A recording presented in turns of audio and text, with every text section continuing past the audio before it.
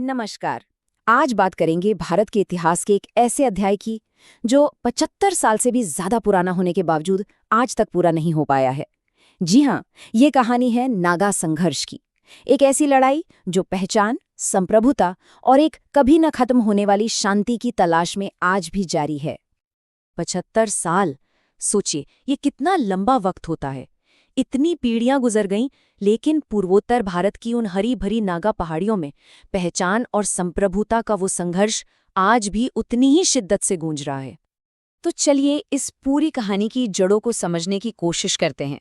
आखिर ये संघर्ष शुरू कैसे हुआ, समय के साथ इसने क्या क्या मोड़ लिए, और सबसे बड़ा सवाल कि क्यों आज भी एक स्थायी शांति समझौता बस एक दूर का सपना बनकर रह गया है। इस पूरे सफर को और बेहतर तरीके से समझने के लिए हम इसे 5 हिस्सों में देखेंगे। शुरुआत करेंगे उस पहली चिंगारी से जहां से ये विद्रोह भड़का। फिर बात होगी संघर्ष और नागालैंड के राज्य बनने की। इसके बाद हम देखेंगे कि कैसे समझौतों की कोशिशें नाकाम होती रहीं।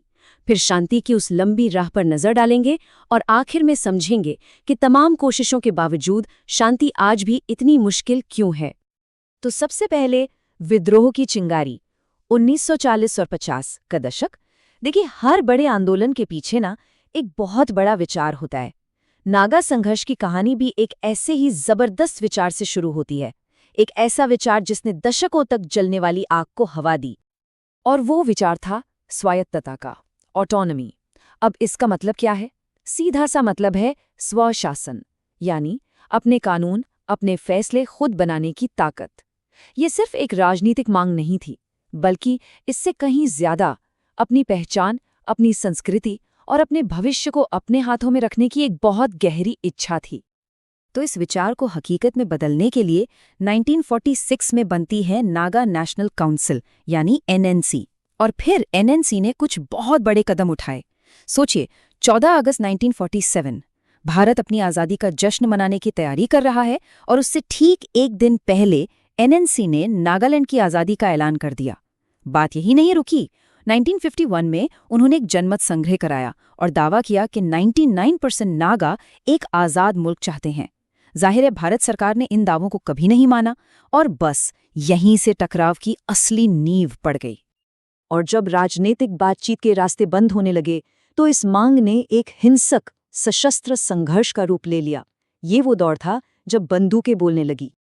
1956 आते आते ये टकराव और गहरा गया। एनएनसी ने अपनी एक समानांतर सरकार बना ली, नागा फेडरल गवर्नमेंट, और साथ ही अपनी एक सेना भी, नागा फेडरल आर्मी। इसके जवाब में भारत सरकार ने भी सेना तैनात कर दी, और 1958 में एएफएसपीए यानी armed forces special powers act जैसा सख्त कानून लागू किया गया। अब ये लड़ाई कोई छोटा मोटा विद्रोह नहीं, बल्कि एक तरह से आमने सामने की जंग बन चुकी थी। अब इस बढ़ते संघर्ष के बीच भारत सरकार ने एक राजनीतिक दांव खेला। 1963 में नागाओं की कुछ मांगों को मानते हुए भारतीय संघ के भीतर ही नागालैंड नाम से एक अलग राज्य बना दिया गया।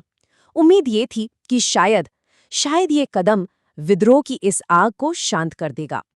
लेकिन राज्य का दर्जा मिलने के बावजूद हिंसा का वो दौर थमा नहीं।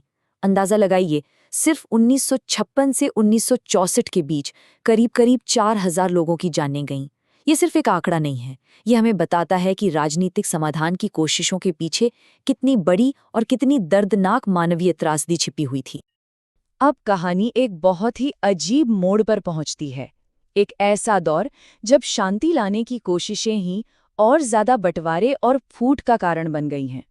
है ना अजीब विडंबना? देखिए, अविश्वास की जड़ें गहरी क्यों हुई, इसे समझना जरूरी है। जब हम दो समझौतों को देखते हैं तो तस्वीर साफ हो जाती है। 1947 का जो अकबर हैदरी एग्रीमेंट था, उसने नागाओं को अपने मामलों पर, मतलब जमीन से लेकर कानून तक, काफी अधिकार दिए थे। लेकिन जब हम 1975 के शिलोंग अकॉर्ड को देखते हैं तो उसमें ऐसी कोई बात नहीं थी। उसमें बस ये कहा गया कि हथियार डाल दो और भारत का संविधान मान लो। ये एक समझौते से ज्यादा एक तरह से सरेंडर की शर्तें लग रही थीं।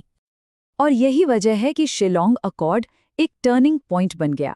जैसा कि कहा जाता है, कई लोगों ने इसे बातचीत नहीं बल्कि आत्मसमर्पण की शर्तें माना। नतीजा, शांति आने की बजाय नागा आंदोलन के एक बड़े धड़े ने इसे अपने संघर्ष के साथ धोखा माना और प्रतिरोध की आग और तेज हो गई।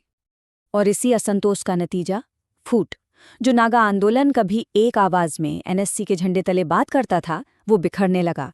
1980 में शिलोंग समझौते को ना मानने वाले नेताओं ने बनाया national socialist council of Nagaland यानी एनएससीएन। और कहानी यहीं खत्म नहीं हुई। 1988 तक आते आते एनएससीएन भी दो फाड़ हो गया। एक बना एनएससीएन आईएम और दूसरा एनएससीएन के। अब सोचिए सरकार किससे बात करे। शांति की राह और भी ज्यादा मुश्किल हो गई, क्योंकि अब एक नहीं कई अलग अलग आवाजें थीं। दशकों की हिंसा, फूट और अविश्वास के बाद कहानी अब एक नए दौर में दाखिल होती है। 90 के दशक से लेकर आज तक का दौर युद्ध विराम और बातचीत की एक बहुत लंबी और कभी-कभी न खत्म होने वाली लगने वाली सड़क। लेकिन शांति की इस लंबी सड़क पर आगे बढ़ने से पहले एक पल रुककर इस संघर्ष की कीमत को समझना बहुत जरूरी है। जब तक ये औपचारिक शांति प्रक्रिया शुरू हुई, तब तक करीब 17,000 लोग इस लड़ाई में अपनी जान गंवा चुके थे। ये सिर्फ एक नंबर नहीं है, ये दशकों के दर्द, नुकसान और हिंसा की एक भयावह हकीकत है। तो पिछले करीब 25-30 सालों में शांति के लिए एक ढांचा बनाने की कोशिशें चल रही हैं। 1997 में सरकार और एनएससीएन-आईएम के बीच सीज फायर हुआ। ये एक बहुत बड़ी कामयाबी थी। फिर 2001 में एनएससीएन-के के साथ भी सीज फायर हुआ। और फिर आया साल 2015, जब सरकार और एनएससीएन-आईएम के बीच एक ऐतिहासिक फ्रेमवर्क अग्रीमेंट साइन हुआ। सालों बाद पहली बार ऐसा लगा कि शायद कोई स्थायी समाधान अब दूर नहीं है। लेकिन उस उम्मीद के बावजूद आज भी हम एक गतिरोध पर आकर खड़े हो गए हैं। तो सवाल ये है कि आखिर वो कौन सी आखिरी और सबसे मुश्किल बाधाएं हैं जो स्थायी शांति के रास्ते का रोड़ा बनी हुई हैं। तो ये गतिरोध है 3 मुख्य मुद्दों पर। एनएससीएन-आईएम की जो सबसे बड़ी मांगे हैं वो हैं एक अलग नागा झंडा, एक अलग नागा संविधान जिसे वो येजाबो कहते हैं, और तीसरा आसपास के राज्यों के सभी नागा आबादी वाले इलाकों को मिलाकर एक नागालिम का गठन। ये समझना जरूरी है कि उनके लिए ये सिर्फ राजनीतिक मांगे नहीं हैं, बल्कि ये उनकी पहचान, उनके इतिहास और उनकी अस्मिता के सबसे बड़े प्रतीक हैं। और बस यहीं आकर पेंच फंस जाता है। संप्रभुता को लेकर दोनों पक्षों की सोच बिल्कुल अलग है। एक तरफ एनएससीएन-आईएम का कहना है कि झंडा और संविधान शेयर्ड सॉवरेनिटी यानी साझा संप्रभुता का हिस्सा हैं, जो समझौते के लिए जरूरी हैं। वहीं दूसरी तरफ भारत सरकार का रुख ये है कि देश के भीतर किसी एक समूह के लिए अलग झंडा और संविधान राष्ट्र की अखंड संप्रभुता के लिए एक चुनौती है। लेकिन रुकिए, यहाँ एक दिलचस्प बात भी है। जब झंडे की बात आती है तो सुप्रीम कोर्ट ने एक बार कहा था कि हमारे संविधान में ऐसा कोई नियम नहीं है जो किसी राज्य को अपना अलग झंडा रखने से रोकता हो, बल्कि कर्नाटक जैसे राज्य ने तो अतीत में इसका प्रस्ताव भी रखा था। अब इस कानूनी पहलू ने नागा झंडे की मांग वाले इस मुद्दे को और भी ज्यादा जटिल बना दिया है।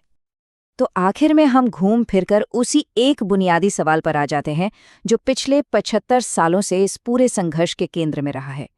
क्या एक संप्रभु राष्ट्र की सीमाओं के अंदर साझा संप्रभुता जैसा कोई मॉडल सच में काम कर सकता है? इस एक सवाल के जवाब में ही नागा पहाड़ियों के भविष्य की शांति का रास्ता छिपा है।